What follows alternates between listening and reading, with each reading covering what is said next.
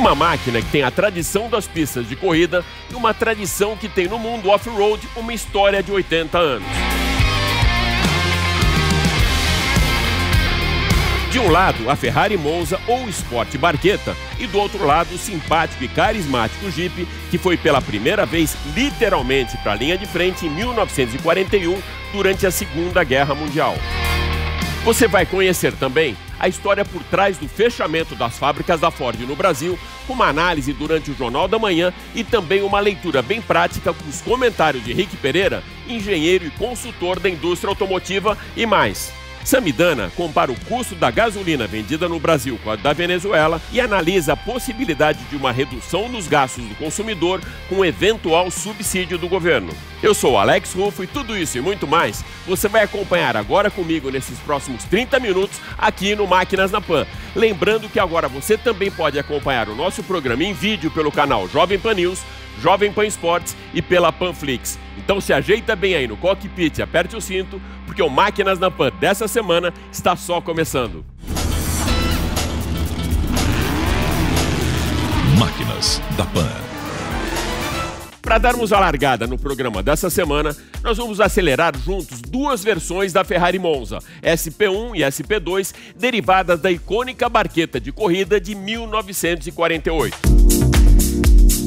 Sabe aquele sonho de consumo que atinge você como um raio, como um choque de adrenalina que faz a sua pulsação aumentar e te remete à época poética do fabricante de carros que tem no seu line-up os legendários esportivos do passado? Pois é, alguns desses objetos de desejo você vai conhecer hoje aqui na Jovem Pan. Os icônicos Sport Barchetta da Ferrari, nas versões Monza SP1 e SP2, que tem uma história muito alinhada com o maior templo italiano do automobilismo e sua nostálgica tradição.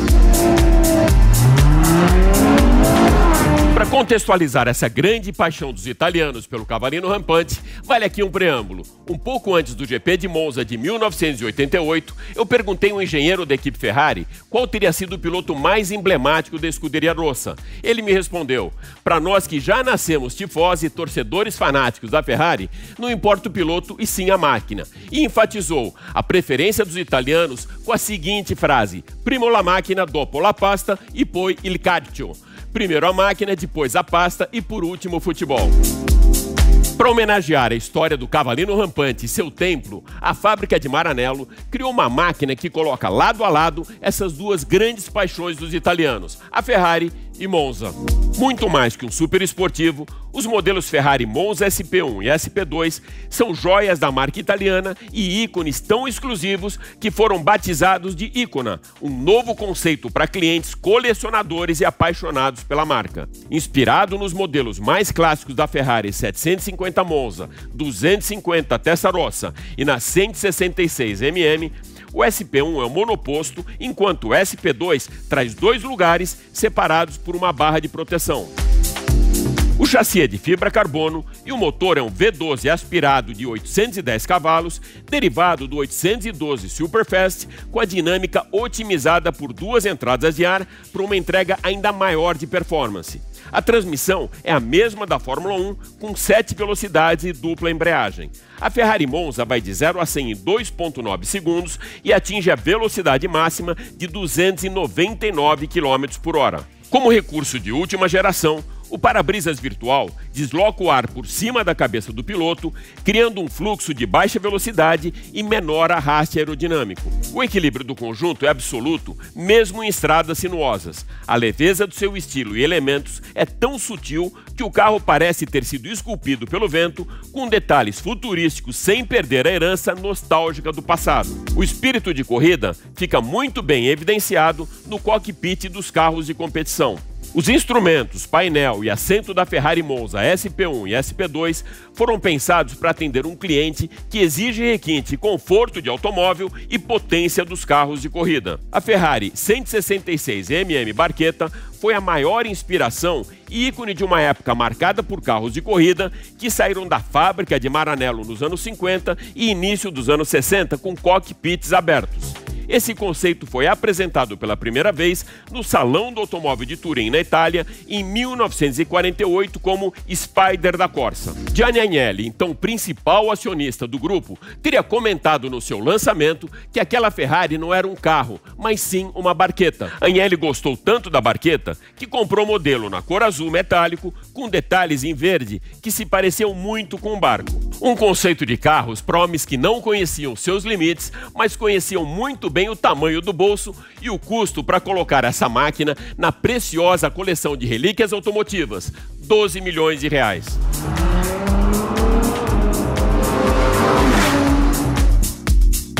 Alguns produtos têm um nome tão forte que viram referência genérica pelas suas aplicações no dia a dia. É assim com a Gillette, que virou sinônimo de lâmina de barbear, a palhinha de aço Bombril, o amido de milho maisena e, na indústria automotiva, o mais carismático dos aventureiros fora de estrada, o Jeep. Para conhecermos um pouco mais da história do ícone dos off-roads que surgiu em 1941 durante a Segunda Guerra Mundial, nós convidamos o diretor da marca Jeep, Alexandre Aquino, para participar do programa dessa semana. Alexandre, seja super bem-vindo ao Máquinas na Pan. Muito obrigado, bom dia a todos. Alexandre, a marca completa nesse ano 80 anos e existem ainda algumas versões que explicam a origem do nome Jeep. Qual a mais factível? Uma das coisas mais legais que a gente tem sobre a marca é em relação ao próprio nome, né? Existem duas vertentes sobre a origem desse nome. Uma delas fala justamente sobre a sigla GP, que de inglês é Jeep. Jeep, General Purpose Vehicle, o famoso pau para toda obra. Mas tem uma outra que eu gosto mais e eu prefiro acreditar nessa, que é sobre o Eugene de Jeep. Na época da guerra, quando os soldados estavam lá no campo de batalha, eles não tinham muito o que fazer, né? Naquela época não existia Instagram, WhatsApp, nada, mídias sociais, nada disso. Então eles liam histórias em quadrinhos. E nas histórias em quadrinhos tinha ali um personagem do Popeye, que era Eugene de Jeep, um cachorrinho que ele tinha poderes extraordinários. Então ele se teletransportava para outros lugares, ele fazia coisas incríveis, fazia coisas aparecerem, fazia coisas que as pessoas não imaginavam. E como o cachorro era o melhor amigo do Popeye ali na revista e quadrinho, e no campo de batalha o melhor amigo do soldado era o carro, o Jeep, a sua ferramenta ali de trabalho na guerra, eles apelidaram o carro de Jeep, que era o mesmo nome do cachorrinho do Popeye. E daí pode ter vindo o nome, esse apelido, Jeep, porque ele fazia um barulhinho com a boca, Jeep, Jeep, e daí ficou. Eu gosto mais de acreditar nessa história, mas também tem pessoas que falam sobre a sigla General Purpose.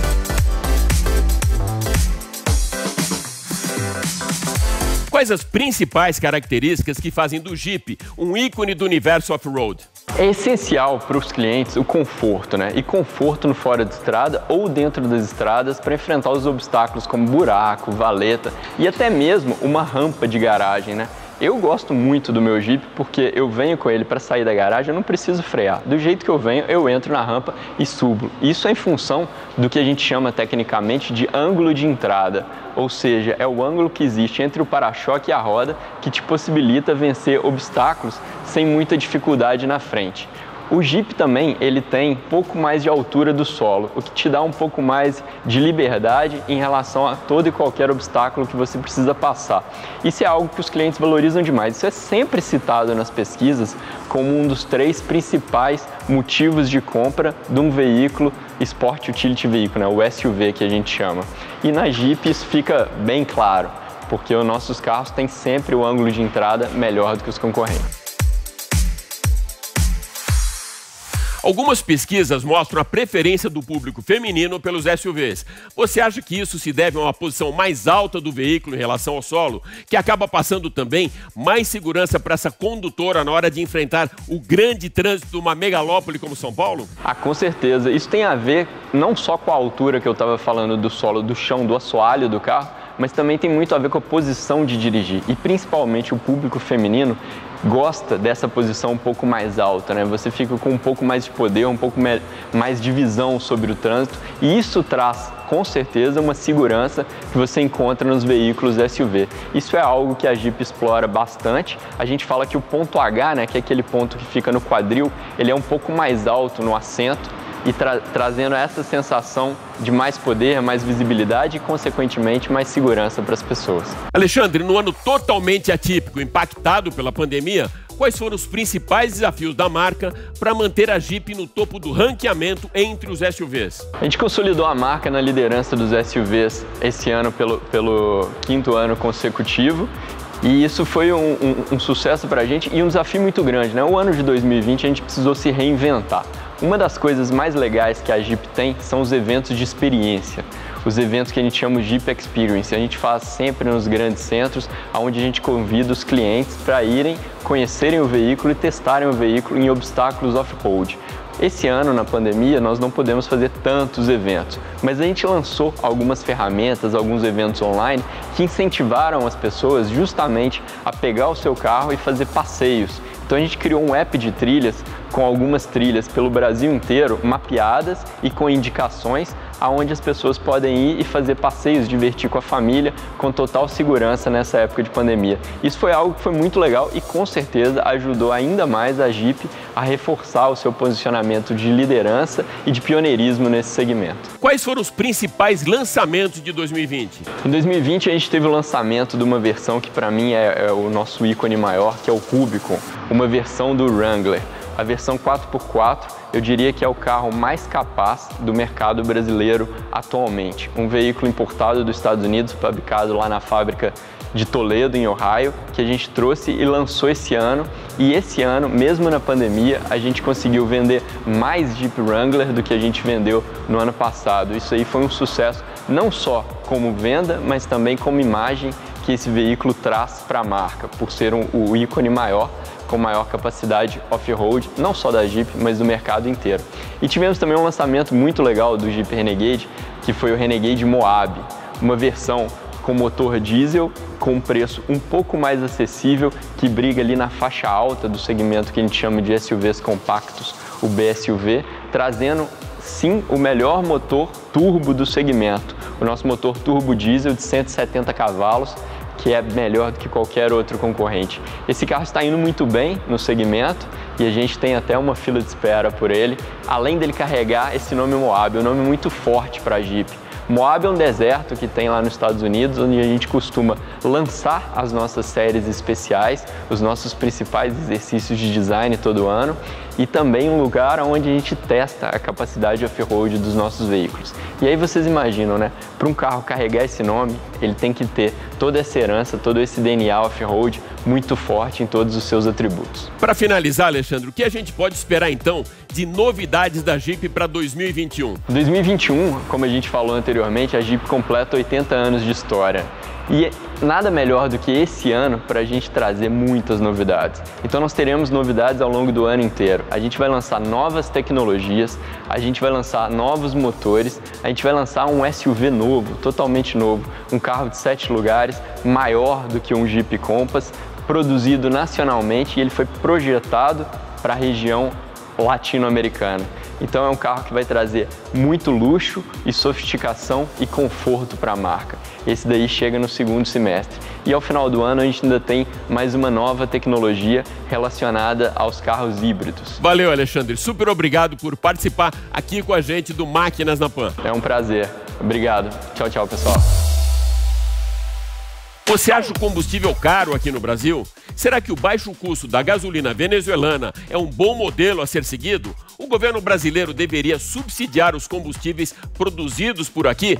Acompanhe agora então comigo a análise do nosso comentarista multimídia, multiplataforma e um expert em mercado, Sami Dana. Ninguém gosta de pagar mais caro. Além do mais, quando o que fica mais caro é a gasolina, afeta diretamente, indiretamente muita gente. Indiretamente, porque aumenta o custo dos fretes e assim dos produtos. Indiretamente, porque temos 47 milhões de veículos no país, segundo a Sindipeças, que reúne os fabricantes de componentes. E pelo tema envolver tantos brasileiros, muita gente também acha que a Petrobras deveria subsidiar os combustíveis para a população. Se a empresa produzindo no Brasil tem custos menores do que os preços internacionais, por que não acompanhar esses preços e cobrar pelos derivados? O caso da Venezuela é uma boa resposta. A gasolina venezuelana é a mais barata do mundo. Custa apenas 2 centavos de dólar por litro. Era ainda mais barata. Durante quase 20 anos, o governo manteve o preço de 1 centavo por litro. O congelamento deu aos venezuelanos a falsa impressão de ganho econômico. E a ideia parecia ótima: baratear a gasolina para que eles gastassem menos ao se locomover. O objetivo não tem nada de errado, mas o que diferencia boas políticas de más políticas é como os gestores querem chegar a esse objetivo. Um caminho era chegar a gasolina barata, incentivando a concorrência e o investimento do setor privado. Mas o governo venezuelano preferiu congelar os preços. Custa bem mais de 1 centavo por litro produzir a gasolina, mesmo para a Venezuela. Dessa maneira, o governo precisava subsidiar a diferença. E como pagou isso? Através de impostos.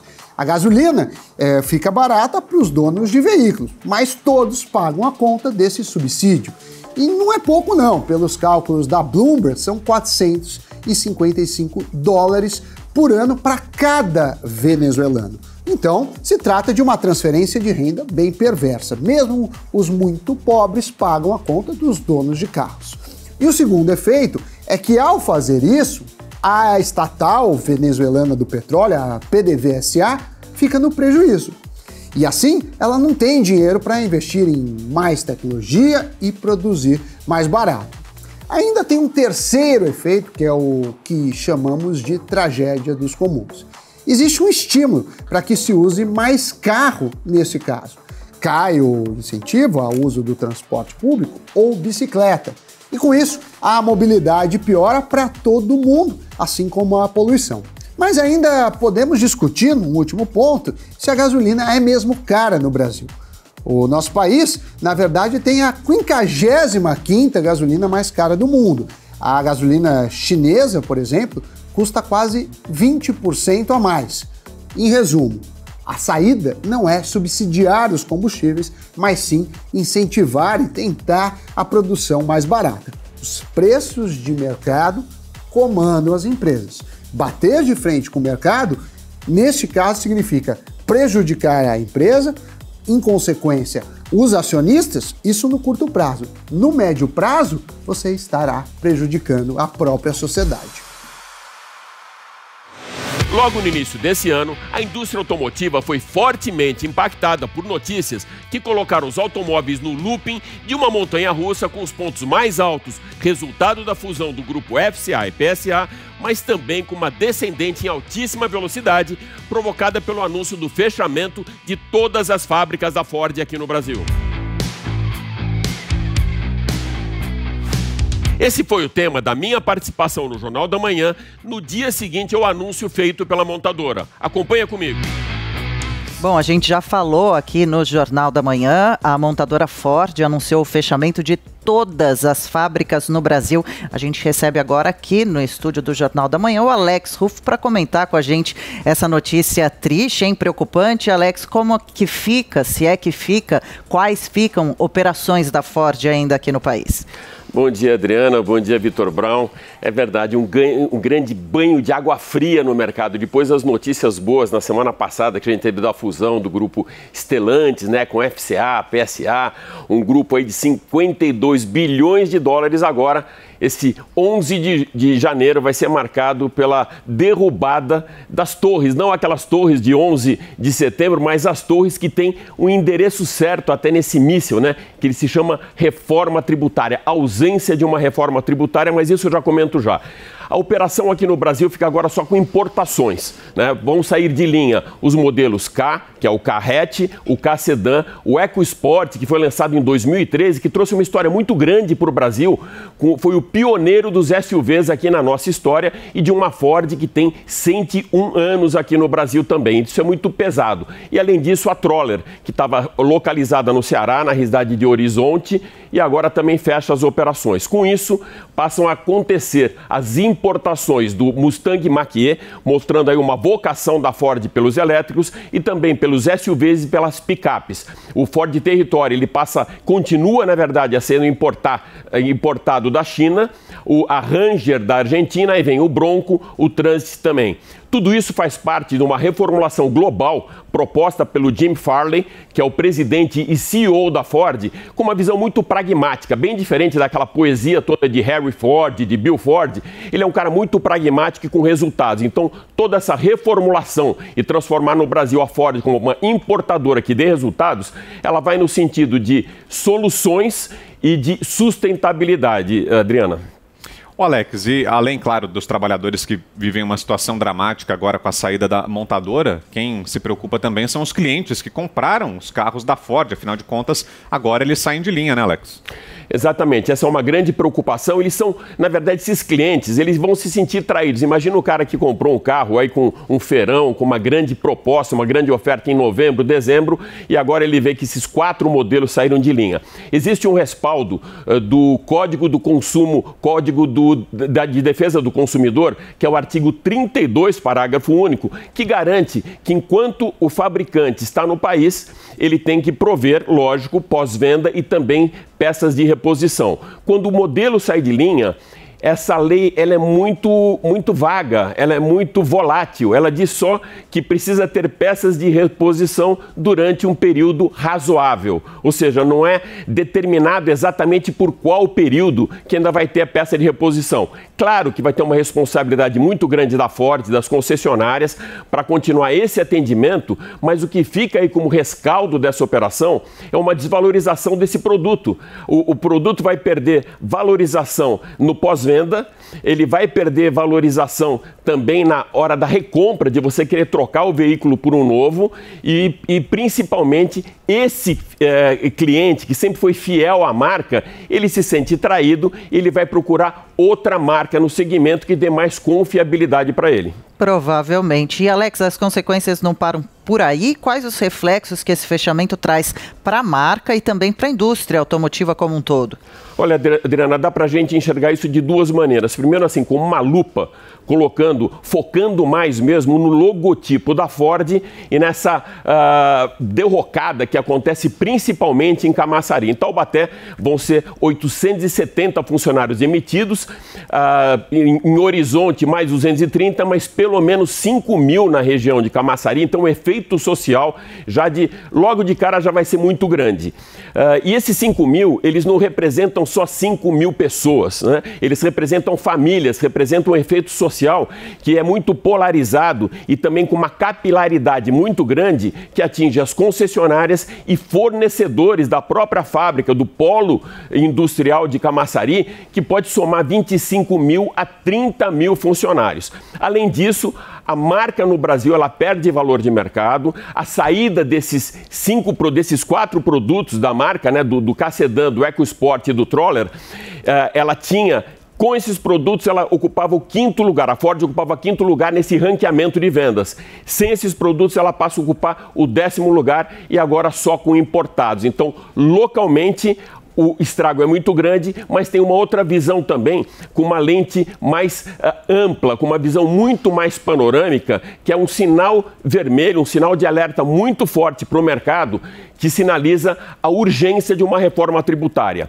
No 52% do valor, em média, do valor de um veículo, ele se deve aos impostos. Então, o custo do Brasil é muito alto. Com isso, o investidor perde a confiança de trazer novos negócios para cá. Aí está a decisão, por exemplo, da Ford de fechar fábricas aqui, da Mercedes, que fechou também em Iracemópolis. Provavelmente, esse grupo Nissan, Renault, Mitsubishi, já foi sinalizado no final do ano que a operação vai ser muito mais consolidada, muito mais compacta. Então, deve haver demissões também. A mesma coisa do grupo FCA, porque a situação no Brasil ela tem que ser sustentável. E um dos motivos da falta de sustentabilidade é a falta de credibilidade no nosso governo, os problemas jurídicos que acontecem, a mudança da regra durante o jogo, mas principalmente a ausência de uma reforma tributária. O Alex, e ainda falando sobre a situação dos clientes, há um projeto parado na Câmara dos Deputados que prevê justamente que a empresa mantenha as peças de reposição por até 10 anos. Haveria esse prazo de uma década. Seria algo que ajudaria nesse sentido, né, Alex? Isso aconteceu antigamente, a Volkswagen mesmo, há 20 anos atrás, ela colocava esse posicionamento no mercado, mas isso não foi transformado em lei ainda. Precisaria mesmo, como você falou, Brown, que isso fosse transformado em lei e não ficasse tão volátil como como, olha, por um prazo razoável. Eu acho que 10 anos é um prazo para esse cliente ele ter confiabilidade e o produto da marca também não perder valor e esse cara não se sentir traído com o produto que ele acabou de comprar, com o carro novo e depois perder valor de mercado. E para fecharmos o Máquinas da Pan dessa semana, o Henrique Pereira vai trazer algumas informações bem úteis e de ordem bem prática sobre o impacto que o fechamento das fábricas poderá trazer para as concessionárias e também para os clientes da marca. Henrique, a Ford fecha as fábricas, mas não sai do país, tá certo? Então, Alex, eu diria que a Ford não deixou o Brasil. Ela fechou 2 das fábricas. Manteve aqui um campo de provas e um centro tecnológico, o que indica que ela pode voltar a investir nessas áreas no Brasil para desenvolver novos produtos. A empresa já vinha demonstrando uma certa ineficiência. Só tinham 2 produtos, Export e KA, e os 2 já estavam cansados, precisando de uma renovação, o que não ocorreu. Com isso, perdendo vendas dia a dia. Essa não é uma decisão local de alguns executivos que se reuniram e resolveram parar tudo. Não, é uma decisão global que já acontece desde 2018, mundialmente, onde a Ford decide parar de construir carros de passeio e focar nas SUVs, picapes e nos carros elétricos, o que nós vamos dirigir no futuro. Essa é a estratégia global e com isso ela fechou fábricas pelo mundo inteiro e resolve fechar então as fábricas de carros de passageiros aqui no Brasil, mantendo a fábrica de picape da Argentina, que é justamente aonde ela vai investir, e também a montadora do Uruguai, que monta pequenos carros de transporte de cargas. Por isso, não podemos dizer que ela deixou o Brasil para ir para a Argentina e Uruguai, não. Ela fecha um negócio no Brasil e agora foca em outros carros importados, vindos do México, da Argentina, Uruguai e também do próprio Estados Unidos. As perguntas que mais vêm para nós nesse momento é: e o meu carro vai perder valor? E a manutenção, como é que eu faço? Bom, com relação ao valor, sim, vai perder valor. Da mesma forma que um carro perde valor quando um novo modelo entra no lugar do antigo. O antigo tem o valor abaixo dos mais novos no mercado. Esse carro saiu de produção, como outros tantos já saíram de produção na nossa história, e outros tantos mantêm um valor no mercado, porque são carros bons, carros procurados. Da mesma forma que o KA e o Export vão acabar sendo procurados no mercado. É assim que funciona. Agora, hoje, se você for a uma concessionária da Ford, é possível fazer um bom negócio. Eles estão dando descontos nos carros que lá estão. E, de repente, não é tão ruim assim. Ele perdeu valor para a concessionária, mas pode ser de grande valia para você. Quanto à manutenção e obtenção de componentes, eu não vejo grandes problemas. A Ford está mantendo concessionárias no Brasil. Afinal, novos produtos estão chegando com maior tecnologia e ela não vai deixar o cliente de KA, EcoSport e tantos outros produtos que já saíram de produção da própria Ford na mão. Ela vai atender.